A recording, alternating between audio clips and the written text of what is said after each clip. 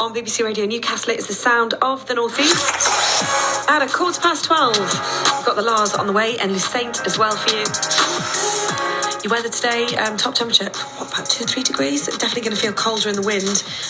It is chilly, to say the least. Some blue skies around there, so that's really nice. I think that makes a difference, doesn't it? If you've got a little bit of blue sky, even though it's cold. Right, January the 15th, apart from being cold, and apart from being this kind of made-up Blue Monday, is also a non-made-up day that is Martin Luther King Day, really important day. And today is Dr. King's birthday as well. So Martin Luther King was invited to Newcastle University back in 1968, and we've chatted about this quite a lot. There's lots of history. You can go into the archives and look at pictures and things. It's quite amazing, really. And it was his last speech abroad. Well, Ian Houston is a writer and a lecturer based in Washington, D.C. in the States, and he spent loads of his career studying this particular speech and how people came to the Northeast and why they gathered here. And he's been telling us a little bit more about that trip that Dr. King made all those years ago to Newcastle. It was extraordinary. In fact, he almost didn't make it, because the remarkable thing is that he had been in prison in Birmingham, Alabama, alongside another civil rights figure, Ralph Abernathy, just a few weeks, 2 weeks before he traveled to the UK. He knew of the responsibility to go. He was so committed to going, but he was in prison, believe it or not. And so there was real doubt that he would be able to make it. The fact that he did is a testament to his character, the depth of his commitment to the university, his resiliency, his leadership.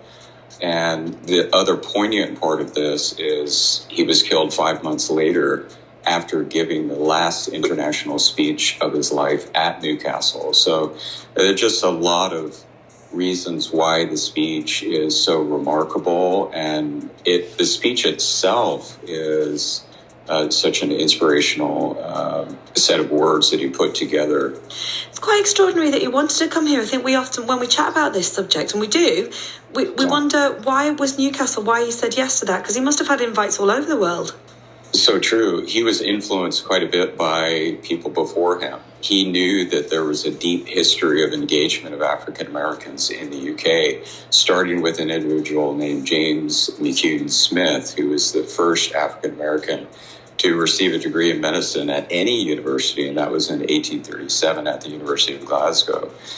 Dr. Smith influenced Frederick Douglass, who came to the UK in 1846, went to Glasgow and Edinburgh and other places in Scotland, and came to Newcastle in 1846. Dr. King would have known about that journey and what Frederick Douglass said in Newcastle. And so there was a direct connection to his heroes, James McCune Smith, Ida B. Wells, who came to Newcastle, Frederick Douglass.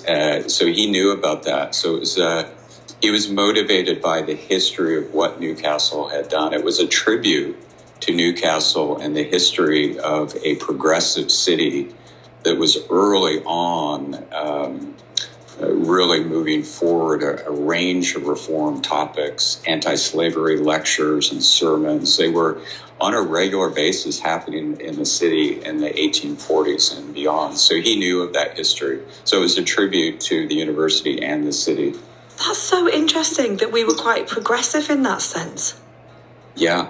Oh, absolutely. There were so many individuals. There was a person that maybe your listeners can look up named Anna Richardson. Mm-hmm. Anna Richardson was a Quaker that you may know about, but your listeners should look her up. She was really a principal sponsor for Frederick Douglass to come to Newcastle and to raise funds to support him personally. And she was an extraordinary leader, an extraordinary woman early on, as I say, in the 1840s. The Civil War, of course, it hadn't even happened in America. It was in the 1860s. These were people who were so early on in their support. And African Americans recognized that. They saw that the UK had these progressive movements of leaders who were receptive to their ideas. And not only did they change the people who they spoke to, but they were changed by the experiences. James McCune Smith and Ida B. Wells and Frederick Douglass and Martin Luther King and so many others were changed by the reception that they received. For Martin Luther King to receive an honorary doctorate of laws from one of the world's great universities at Newcastle really spoke to the progressive nature of the university. It was the only university ever from the UK to offer that type of degree to Martin Luther King. So they were progressive and continue to be. Newcastle continues to be a very progressive university with the statue to King there at the university, the Frederick Douglass Center at the university. It's a Summerhill Grove. Yeah. And I always like to say I love the new in Newcastle because with all the history that surrounds you, there's so much fresh, new thinking.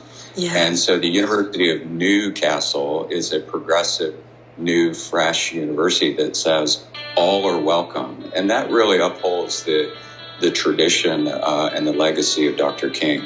Chatting to Ian Houston from Washington, D.C. there about Martin Luther King Day and that speech right here in our Northeast.